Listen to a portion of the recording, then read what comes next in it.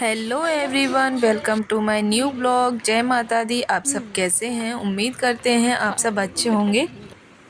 तो आप देख सकते हो आज हम बहुत ज़्यादा रेडी होकर, मैं और मेरी दीदी और मेरी दीदी के बच्चे और मेरे बच्चे, हम सब लोग जा रहे हैं अपनी मम्मी के जहाँ पे क्योंकि मेरी मम्मी ने जो नया घर बनवाया था वहाँ पे मम्मी गृह प्रवेश करवा रही हैं। तो यहाँ पे हम लोग आ गए हैं। ये है मेरा छोटा भाई और ये है मेरी मम्मी पापा और ये है दीदी।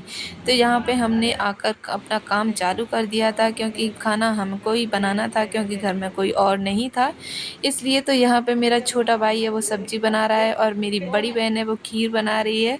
और जो भी एक्स्ट्रा काम था वो मैंने किया था, जितना भी मुझसे हो गया था, क्योंकि मैं घर में सबसे छोटी हूँ ना, तो मैं छोटा-छोटा काम करती हूँ, ज़्यादा बड़ा काम नहीं करती हूँ।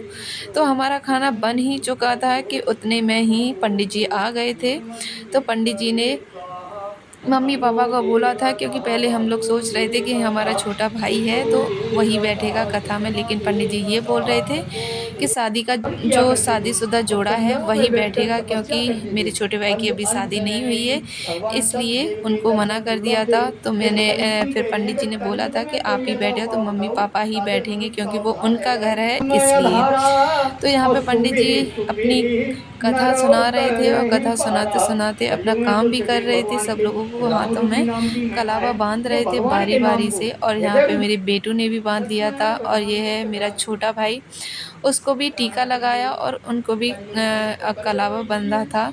उतने में ही आ गया था मेरा छोटा-सा उस्ताद, ये है हमारे घर का सबसे छोटा उस्ताद।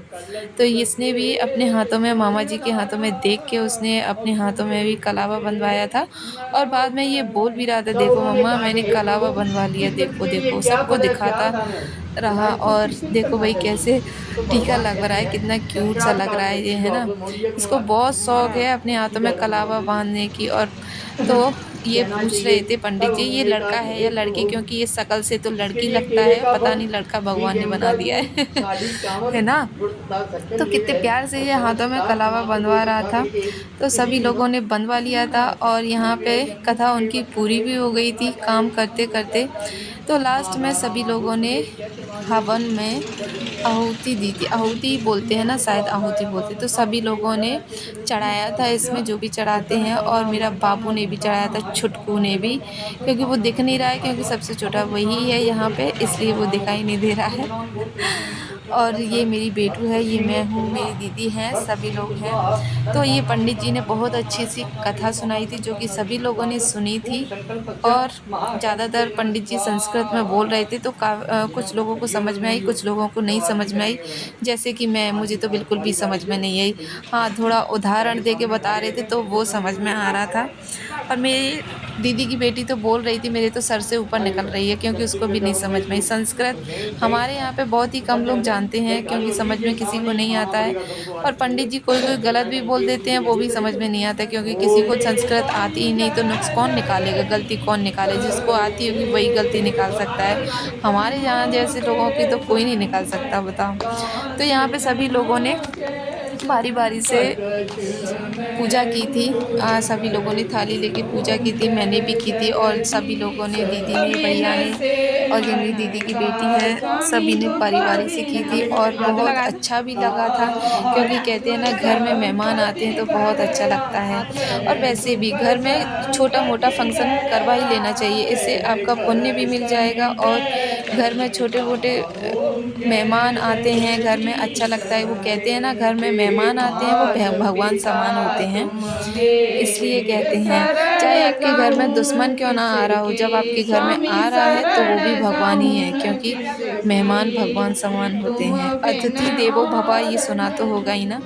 तो ऐसा ही कुछ समझो, जब भी आपके घर में कोई आए तो उनका आदर और सम्मान श्रद्धापूर्वक से किया करो, है ना। तो यहाँ पे मैं और मेरी दीदी दोनों, हम सब लोग पूजा कर रहे थे, मेरी दीदी भी कर रही थी और हम दोनों ने सेम सेम साड़ी पहनी है, बस थोड़ा-सा अंतर है। दीदी की पिंक है, मेरी रेड है। और ये है मेरी मौसी की भतीजी और ये मेरी बेटू, दोनों ने पूजा की थी। और उतने में ही सारे मेहमान आ रहे थे, मेरी बुआ जी की लड़कियाँ भी आ रही थी। तो ये मेरी मामा की लड़की है, तो तो यहाँ पे सब लोगों ने बारी बारी से पूजा की थी और बहुत अच्छा भी लग रहा था।